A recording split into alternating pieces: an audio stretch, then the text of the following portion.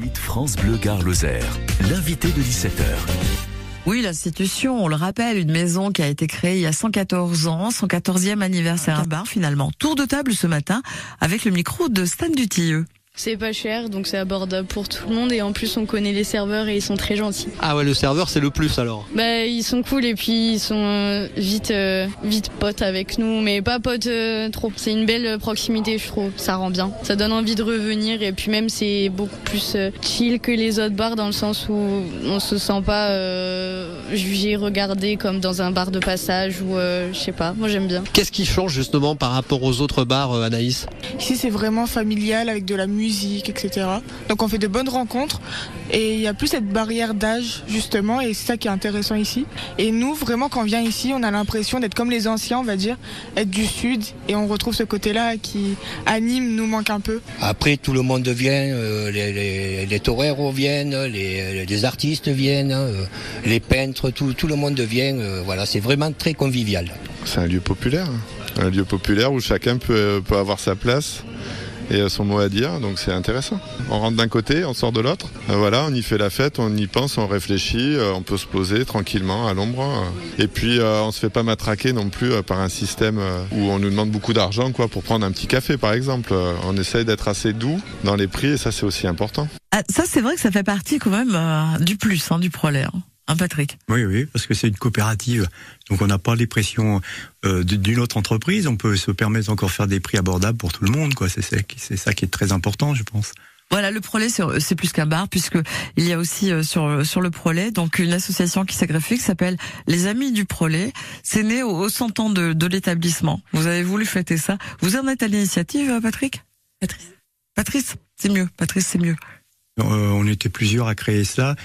Il y a la volonté, c'est de dire, mais Florence y reviendra, c'est de créer vraiment un bar culturel où on peut permettre aux gens d'approcher la culture dans tous les sens de la culture facilement, avec un accès très rapide et puis convivial, quoi. Donc on a vraiment essayé de montrer que dans ce bar-là, dans ce lieu qui était reconnu et apprécié de la ville, on pouvait aussi développer toutes sortes de cultures où les poètes, les artistes et tout ça pouvaient trouver leur lieu.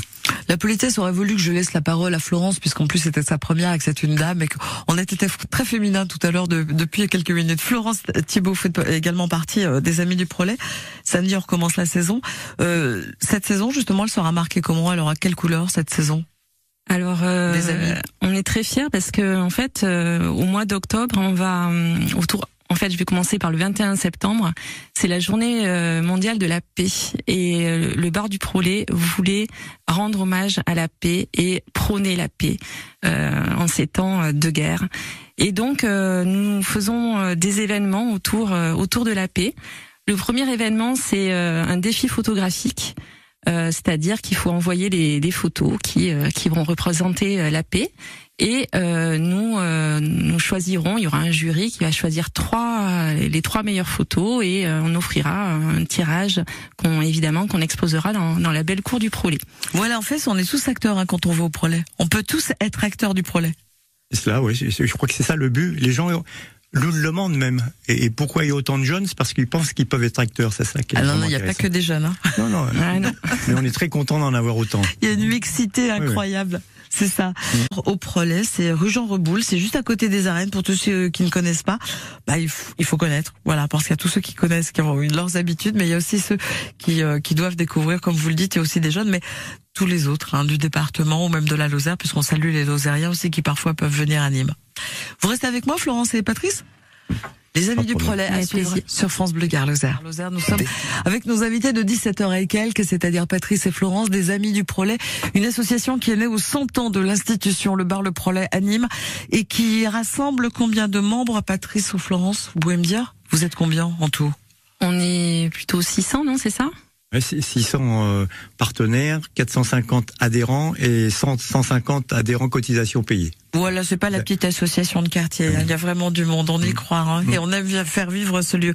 Donc en dehors des grosses périodes d'événements comme les férias, où vous n'intervenez pas parce que là, j'allais dire, il y a plus de place, c'est clair. Vous proposez café philo, café littéraire, vernissage, soirée projection, d'autres choses encore?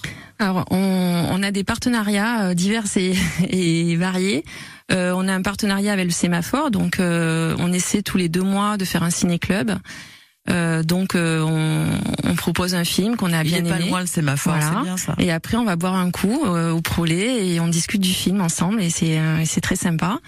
On a fait un beau partenariat dont on est très fiers, c'est avec l'école des Beaux-Arts cette année.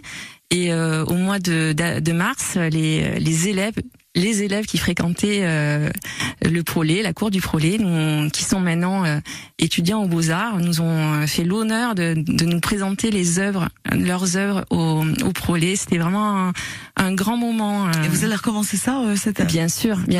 Ouais. Ça y est, on a rencontré le directeur et on a un partenariat. Ouais. Voilà, donc vous tissez des liens avec tout le tissu économique local. Vous êtes un des acteurs. On peut dire ça. On était aussi...